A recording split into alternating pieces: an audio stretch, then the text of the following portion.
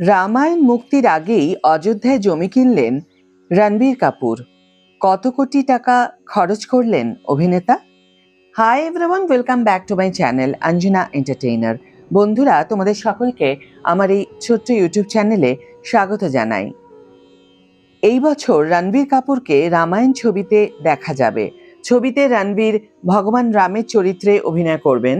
এবার এই ছবির মুক্তির মধ্যেই অভিনেতাকে নিয়ে এমন একটি খবর সামনে এসেছে যা বেশ আলোচিত।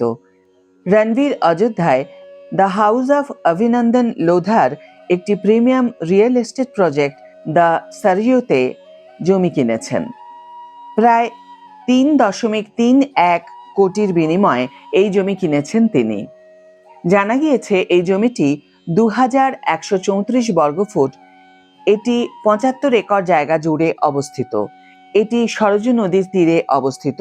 এর নাম দেওয়া হয়েছে দ্য সারিও বাই হুয়াবল। এতে একটি ক্লাব হাউস, ৩৫টিরও বেশি লাইফস্টাইল সুবিধা এবং ৫ একর জুড়ে একটি নিরামিষ বিলাসবহুল হোটেল থাকবে। এটি পরিচালনা করবে দ্য লীলা। জমি কেনার বিষয়ে রণবীর কাপুর কি বলেছেন? রণবীর কাপুর বলেছেন, আমি বিশ্বাস করি অযোধ্যা আমাকে বেছে নিয়েছে এবং আমি কেবল এর উত্তর দিয়েছি। অযোধ্যা আমাদের ইতিহাসে গভীরভাবে প্রথিত এবং আমাদের সাংস্কৃতিক বুননের একটি গুরুত্বপূর্ণ অংশ। সরজু নদীর তীরে এই জমিটি আমার জন্য একটি মাধ্যম হয়ে উঠেছে, যা দিয়ে আমি বলতে পারি যে এটি আমার পরিবারের ঐতিহ্যের অংশ হবে। হুয়াবল তাদের সম্পূর্ণ ডিজিটাল প্রক্রিয়ার মাধ্যমে এই যাত্রাটিকে অত্যন্ত সহজ ও স্বচ্ছ করে তুলেছে। রামায়ণ পরিচালনা করছেন নিতেশ তিওয়ারি। ছবিতে রণবীর রামের চরিত্রে অভিনয় করছেন। অন্যদিকে সাই পল্লবী সীতার চরিত্রে, যশ রাবণের চরিত্রে, রবি দুবে লক্ষণের চরিত্রে এবং সানি দেওল হনুমানের চরিত্রে অভিনয় করছেন।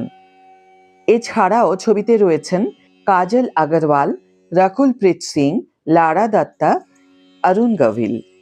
এই ছবিটি ভারতের এ পর্যন্ত নির্মিত সবচেয়ে ব্যয়বহুল ছবি। ছবির প্রযোজক নমিত মালহোত্রা নিজেই জানিয়েছিলেন যে এই ছবিটি ৪,০০০ কোটি টাকা বাজেটে নির্মিত হয়েছে। এটি ২টি পার্টের মোট বাজেট। রণবীর নিজেই একটি অনুষ্ঠানে বলেছিলেন যে তিনি আগে এই ছবিটি করতে অস্বীকার করেছিলেন। রণবীর বলেছিলেন যে আমি প্রথমে এই চরিত্রের জন্য প্রস্তুত ছিলাম না, কারণ আমার মনে হয়েছিল আমি ন্যায় বিচার করতে পারবো না, কিন্তু তারপর আমার মেয়ে রাহা হয়। এই চরিত্রটি সেই সময়ই এসেছিল, তাই এটি আমার জীবনের একটি সুন্দর কাকতালীয় ঘটনা ছিল। এখন প্রশ্ন হলো, কবে মুক্তি পাবে রামায়ণ? রামায়ণের প্রথম পার্ট এই বছর দিওয়ালির উপলক্ষে মুক্তি পাবে। অন্যদিকে দ্বিতীয় পার্ট আগামী বছর দিওয়ালিতে মুক্তি পাবে। ভক্তরা এই ছবিটি দেখার জন্য খুবই উত্তেজিত। আজকের ভিডিও এখানেই শেষ করছি বন্ধুরা। ভিডিওটি যদি ভালো লেগে থাকে তাহলে অবশ্যই একটি ছোট্ট করে লাইক দিও, শেয়ার করো বন্ধুদের সাথে, কমেন্ট করে জানিও তোমাদের মতামত। যারা এখনো আমার চ্যানেলটিকে সাবস্ক্রাইব করোনি তারা অবশ্যই চ্যানেলটিকে সাবস্ক্রাইব করে আমার পাশে থেকো, আর যারা অলরেডি সাবস্ক্রাইব করে দিয়েছো তাদের জন্য আমার অনেক ভালোবাসা এবং অনেক ধন্যবাদ। আজ তাহলে বিদায় বন্ধু, দেখা হবে পরের ভিডিওতে। ভালো থেকো, সুস্থ থেকো, সঙ্গে থেকো।